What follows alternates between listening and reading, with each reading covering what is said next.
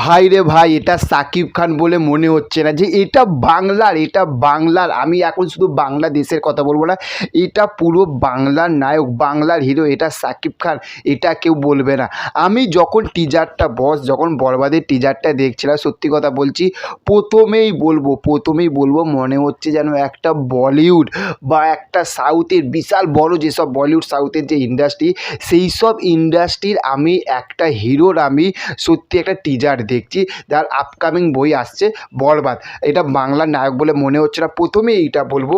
Second যেটা বলবো বস, সাকিব খানের যে ক্যারেক্টারটা যেটা হতে চলেছে না, এটা পুরোপুরি একটা সাংকি, একটা মানে বেপরোয়ার যে ক্যারেক্টারটা, সেই রকমই বস এই ক্যারেক্টারটা হতে চলেছে।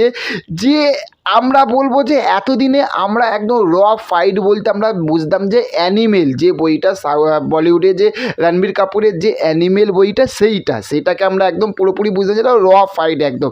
কিন্তু তারপরে বাংলাতে সত্যি কথা বলতে বরবাদ দেখিয়ে দিচ্ছে জাস্ট টিজারে দেখিয়ে দিচ্ছে যে ফাইট কাকে বলে, আর সেটাই কিন্তু বস বরবাদে হচ্ছে। প্রথমে এটা বলবো। সেকেন্ড আর একটা যে ধাপটায় আসবো সেটা হচ্ছে এই যে ক্যারেক্টার, এটা গল্পটা কী হতে চলেছে দেখো, হালকা একটা মানে ধাঁচ আমরা বুঝতে পারছি যে সাকিব খানের কেরিয়ারে মানে যে একটা তার মেয়েটা আসবে, তার নায়িকা আসবে ইদিকা পাল, তাকে প্রচুর ভালোবাসবে, কিন্তু তাকে যদি না পায় সে সব কিছু বরবাদ করে দিচ্ছে। সে নিজে বলছে যে আমি যদি একে না পাই আমি সব কিছু বরবাদ করে দেবো, এবং সে দিচ্ছেও। এবং একটা ছেলেটা যখন বাঁধা রয়েছে তার সামনে যেভাবে গলাটা কেটে দিচ্ছে, ওই যে সিনটা ছেলেটা ছিটকে উঠছে, ওইখানটায় কিন্তু একদম পুরোপুরি গুজবাম্পস আসছে। আর সেকেন্ড আর একটা সেটা বলবো, সেটা হচ্ছে যে সাকিব ভাইয়ার যে মুখে যে রক্তটা পুরোপুরি মাখামাখি, যে রক্তটা, সেই যে লুকটা বস কি দিয়েছে, মাথা খারাপ করে দিয়েছে। সিরিয়াসলি বলছি, পুরোপুরি মাথা খারাপ করে দিয়েছে। সাকিব খানের কেরিয়ারে এখনও পর্যন্ত সাকিব ভাইয়ার কেরিয়ারে এখনও পর্যন্ত যদি বেস্ট যদি মুভি হয়ে থাকে সেটা হচ্ছে তুফান। কিন্তু তুফানের পরে সেটা মানে তুফানকে যদি তছনছ যদি কেউ করে দিতে পারে সেটা সাকিব খানই পারে, সেটা বরবাদ দিয়ে। সিরিয়াসলি বলছি, মেহেদী হাসান ভাইয়া যেভাবে বরবাদটাকে যেভাবে তৈরি করেছে না, সিরিয়াসলি বলছি, কম বাজেটের মধ্যে, দেখো বলিউডের মুভি থাকতে এটা এর বাজেট অনেক কম, কিন্তু কম বাজেটের মধ্যে সাকিব ভাইয়াকে যেভাবে প্রেজেন্ট করেছে আর সাকিব ভাইয়া যেভাবে অ্যাক্টিং করেছে, তার যে কিছু যে ঝলকগুলো দেখেছি না, পুরো মাথা খারাপ করেছে।